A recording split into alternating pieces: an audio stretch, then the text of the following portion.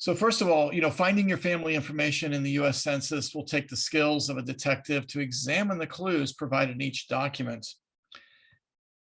And we want to make sure that as you get started looking at the census, that you don't take the census information as final proof. As with all records, always verify the information with multiple sources. You're going to see the census records will have different information.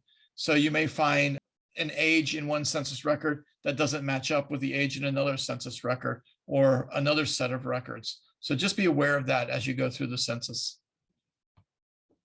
So how much information is on a census record? Well, that depends on the year of the census. So the first census was 1790 in the United States, and the US population was just under 4 million people. Between 1790 and 1840, the census recorded the names of the head of household and the age class of the people in the household. And in 1850, this was the first census that enumerated all members of a household. And this was also the first slave schedule.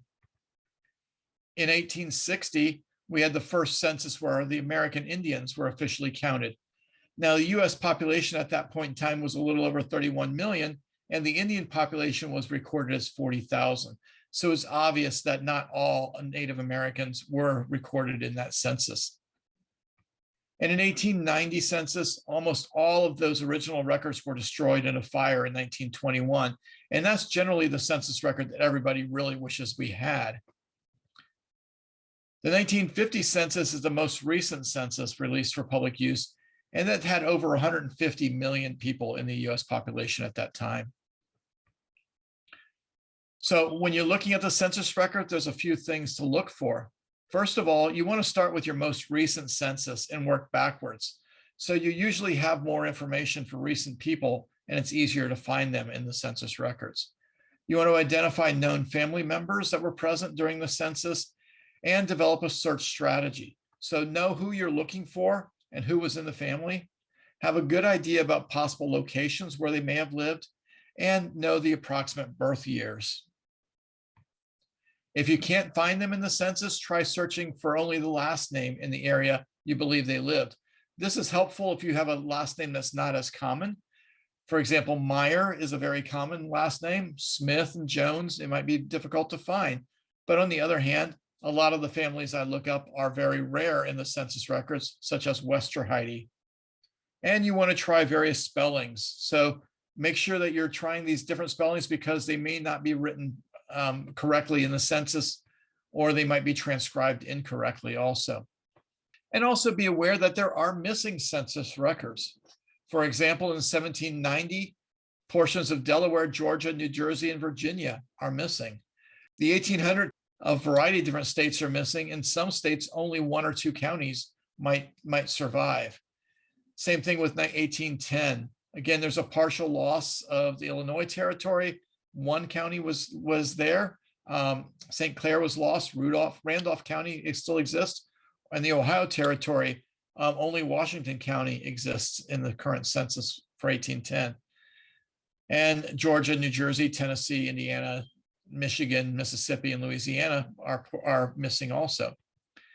In 1820, you have Arkansas, Missouri, New Jersey, and then partial losses for Alabama and Tennessee. And 1830, you have some counties missing from Massachusetts, Maryland, and Mississippi. And then between 1840 and 1940 or 1950, most of the census is intact. But you have the 1890 census, which is missing. Sometimes you might not be able to find your ancestors in the census because the names listed on the census were the people who were living there as of April of that census year. That could vary by year, but generally April is a good time to look. So people who moved into an area might not be listed in a census if they arrived there between April and the date that the census was taken. They may be enumerated in their previous address if somebody in that location indicated that they were there and told the census taker about that family. Or the enumerator may have included them in the new location, even if they weren't supposed to. And you want to check various spellings and misspellings of the name. The enumerators may not have known how to spell the name, or the transcribers may have misspelled the name. The writing might not be as legible as it could be. And so They may misspell those in the transcription or the index. And you want to check various sources. So some sites may have clearer records or better transcriptions.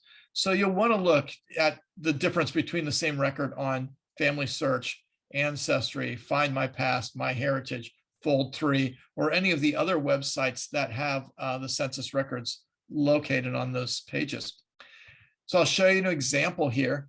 The left image is from Ancestry. It's the 1860 census, and the right image is from Fold3. And you can see that there's a big difference in the quality of the record between Ancestry and Fold3. And you can also see that the transcriber on the Ancestry record has Frank Sesterheiden as the head of household. And on the record on Fold3, it's Frank Lesterheiden, when actually this should be Frank Westerheide. You can see that the enumerator also had the information wrong because that last name definitely does not start with a W. The 1800 to 1810 censuses are recorded in close to alphabetical order. So if you're looking for a last name with S on it, you'll see several pages of S surnames. And so it's close to alphabetical order, meaning that the people on the pages generally start with the same letter. And the spellings may not be correct. So look for something that sounds like the name you're searching for.